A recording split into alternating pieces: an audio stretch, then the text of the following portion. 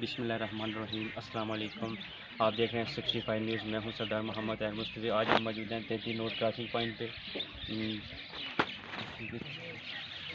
یہ آزاد کشمیر سے تحصیل اجرا سے 15 کلومیٹر دوری پہ واقع ہے۔ ویسے تو یہ بارڈر کھلا ہوتا ہے، لیکن 5 اگست کے فیصلے کے بعد اس کو بند کر دیا گیا ہے۔ ہم تشریف لائے مکینوں سے اس بارڈر کے جو قریب رہتے ہیں ان سے خصوصی بات چیت کرتے ہیں اور معلوم کرنے کی کوشش کرتے ہیں، تازہ ترین صورتحال پہ جانیں گے اور آپ کو بتائیں گے۔ آئیے اس بارڈر کی تازہ ترین صورتحال جانتے ہیں۔ السلام علیکم۔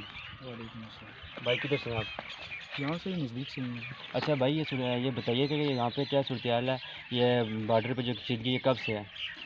یہ تو کافی لمبے عرصے سے ہے، روزانہ فائرنگ ہوتی ہے۔ کافی 2-4 دن سے تو کافی بڑی فائرنگ ہو رہی ہے، باقی چھوٹے موٹے دن کو بھی کافی ہوتی رہتی ہے، لیکن کیا کریں، آپ ڈر تو لگتا نہیں ہے کیونکہ آپ عادی ہو گئے۔ بتائیے کہ یہاں پہ کوئی جانی نقصان ہوتا ہے؟ جانی مانی کو نقصان ہوتا ہے؟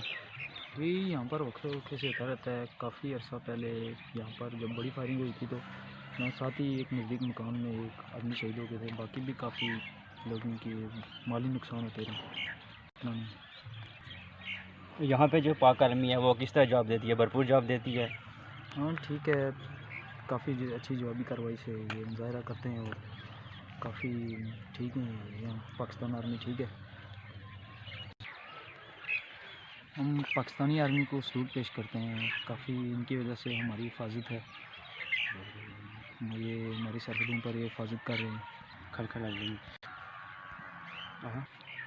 ناظرین، اگر میرے کیمرے مین آپ کو دکھا سکیں، یہاں پہ جو آپ کو پہاڑیاں نظر آ رہی ہیں یہ انڈین آرمی کے حدود میں، اور وہاں پہ انڈین آرمی کی پوسٹیں ہیں۔ السلام علیکم۔ وعلیکم السلام۔ اچھا بھائی، ہمیں یہ اس بارڈر کی تازہ ترین صورتحال پہ آپ بتائیے گا ذرا۔ بارڈر کی تازہ ترین صورتحال یہی ہے کہ یہاں پر آئے روز ایسے واقعات ہوتے رہتے ہیں۔ انڈین آرمی کی زد میں ہے یہ علاقہ، یہاں پر ہمارے پاک آرمی کے بھی نوجوان ہیں، یہاں پاک آرمی رہتی ہے یہاں، ان کی وجہ سے ہم لوگ کافی محفوظ ہیں۔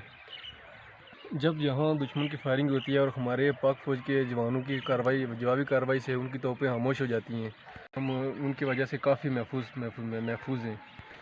میں 65 نیوز کا بہت مشکور ہوں کہ جو یہاں پر ہمارے پاس آئے اور ہماری آواز کو بلند کیا، اتنے دور دراز علاقے میں ہمارے پاس آئی ہے۔